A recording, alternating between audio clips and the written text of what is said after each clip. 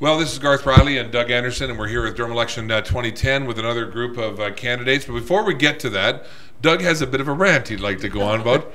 Doug, you got dodged, you got ditched. You had that candidate who said, "I don't know enough to come on TV." Yeah, we've set up the protocols for these things that we wouldn't have candidates that were running against each other in the studio here because we wanted to keep to issues rather than personalities. However, tonight we do have two candidates that are both running in Ward 2 in Pickering. That was because we had a last-minute withdrawal from another candidate. And then that really sort of brings me to one of the issues. This particular candidate withdrew because we weren't prepared to tell them who was going to be on the show, and basically some other things like that. And their email said, well, that was sort of unfair.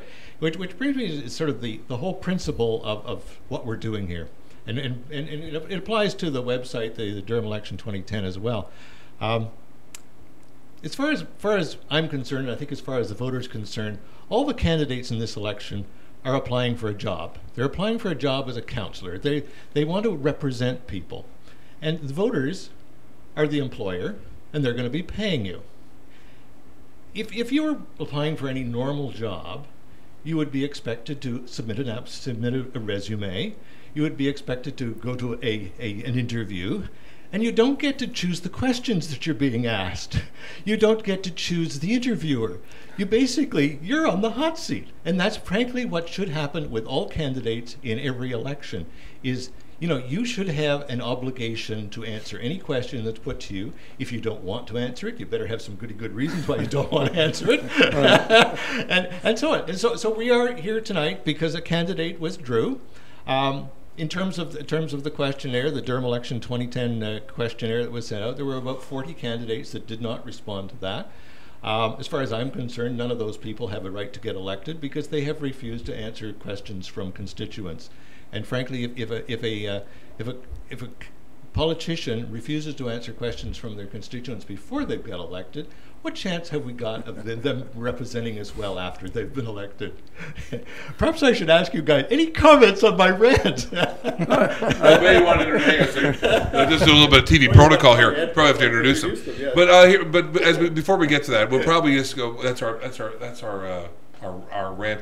Here's the deal. There's not really been one incumbent that's come in either, and the general consensus, Doug, has been that they figure with well over 70% of the population not voting, why would they come in and stir it up and risk saying something wrong that could be sniped in the media? Now, we watched what happened already once in one of our interviews, and I've had that also happen where someone says, when I interviewed a candidate that was running, and all of a sudden people are sniping one another in social media. But what they don't understand is in social media, unlike the regular press, who's turned into nothing but advertising fodder, is that you can actually have all of your statements in context here forever.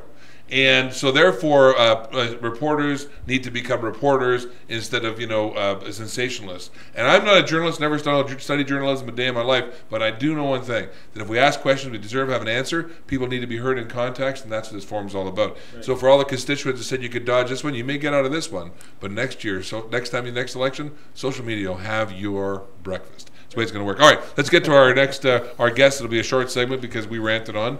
But hey, who else wants to not show up? Maybe we'll just put her name there. What was her name? Oh, we don't bother with her name. Okay, fine. Where was she running though? She was running at Clarendon. Okay, Clarendon. We see you. Yeah. Okay, go ahead. Anyway, yeah. So on the that was right. Yeah, that would be the screen on the left. They're at the left. So he's on the left. So he's on the left. Not on the left. We have Bill Longworth. He's running for. He's not a lefty. I am a lefty too. Yes, running for mayor in Oshawa. Right. Bill Longworth. In the middle, we have Ian Cumming, who's running in Ward 2 for local council in Pickering. And we have Pasquale Malandrino, who is also running for a local councillor in Ward 2 in Pickering. Mm-hmm. So, can maybe perhaps we can get some comments on the rant. I mean, are you? Yeah, what do you think about this? Let's open it up. What do you think about the fact that people are dodging this thing and thinking that they need to be properly coached before they can come in and speak on any subject? We'll give you each 30 seconds to respond. Bill, go ahead. Well, certainly, in the political world, you have to be accountable to the people. You have to speak to the people. That's what the whole thing is about. And for those politicians that would-be politicians that don't want to respond to public questions and so on, they don't deserve to be elected. And I think that would foretell something about their service to the public if they, in fact, did get elected. Thank you for that. Ian, go ahead. You have an opportunity to rant. I like a good rant. Yes. No, I agree. I mean, if you're not prepared to be questioned, if you're not prepared to give an honest answer, then what are you doing running? I mean, I think that everything I've seen happen in Toronto, and I think the same thing is in Pickering, people are fed up with politicians. They're, politicians, incumbents in a lot of people's minds seem to be at a distinct disadvantage. They don't want a politician. They want answers. They want solutions. They want to know where they're going, and they want to know what they're getting for their money. And if you're not here to defend that and at least give your opinion on stuff, then what are they buying? Yeah, that's true. Pasquale? Well, let's face it. If you're representing Ward 2 or any constituents in any place, you're always going to be under the gun. So why not, would you not come on a medium like this to vent what it is exactly that you stand for? I understand, I always hear this transparency in government. Why not transparency in candidate? Well, a great response for all of you. I guess one of the things is that we also as public have to understand that you cannot be expected to be an expert on everything. No. And that in some cases that I've interviewed some politicians and they've been given an executive brief vetted by their assistants or parliamentary assistants. So that's what happens because the bills are long and arduous. I think an acceptable answer, and the public has to decide to want to accept this, to say from a politician or a candidate, I'm not well versed on that topic, but I'll certainly research it now that you've brought it up. And until we're prepared to accept those as an answer, then we will always get people dodging and perhaps poor performance. Garth, one of the problems, politicians have a bad name because, politicians, the incumbents and so on, and maybe the non-incumbents, will throw up smoke and mirrors that sound good to the people and really have no substance. So, an example of this, we've got a mayor candidate in Oshawa that's calling for a 5% rollback in political salaries. Now, the political salaries are perhaps $500,000 in a year, so she's going to save the people $25,000 on a $115 take. Now, that's insignificant. I'm calling for a 3% tax cut, which is going to save the taxpayers $3.5 million. It's interesting, but people are going to ask you to be accountable for the math and be able to do it. Well, we're a little bit off topic on this subject, but let's go ahead with this. Let's talk about people making aggrandizing statements that can't be necessarily backed up, and we hear people doing it.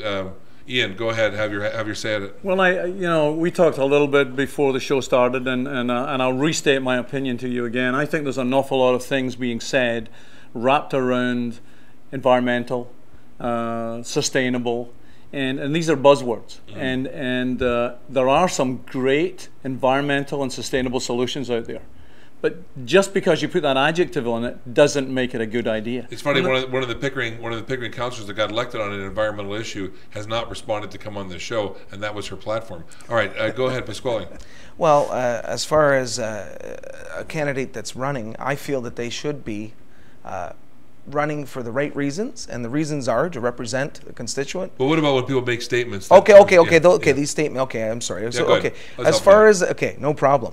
So these statements, okay, I am under no delusion that I am a provincial or a fed, okay? I am a local councillor that's going to try to solve local issues with input to the bigger picture. And that is what I stand for. Cool. All right, we're going to head off to break, and we'll come back, and Doug Anderson is going to have at you, and usually people came out of here with Band-Aids and blood last time. But it was environmentally friendly because it was biodegradable. All right, we'll be right back with more of Durham Election 2010. Doug Anderson, Garth Riley here. Stay with us.